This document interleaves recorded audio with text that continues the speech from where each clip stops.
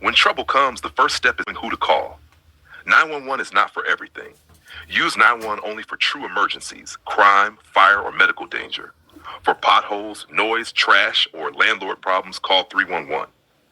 311 handles city services and non-emergencies. Here's how it works, from local to national. Start with your city council member. They manage zoning, schools, housing rules, and local budgets. They are closest to your block. Next is the borough president. They focus on land use, planning, and borough-wide budgets. The borough president sets the tone for the region. Then comes the mayor. The mayor oversees citywide services, police, sanitation, housing, and schools. But the mayor does not act alone. Council and city agencies balance the power. Above that is your congressman. One district, one representative. They handle federal money, immigration, social security, and health care. That is your voice in Washington. Then you have senators, 2 per state. They vote on federal laws, budgets, and Supreme Court appointments. When you hear the Senate passed a bill, that's them. Most people do not know their representative's name. That is how power slips away.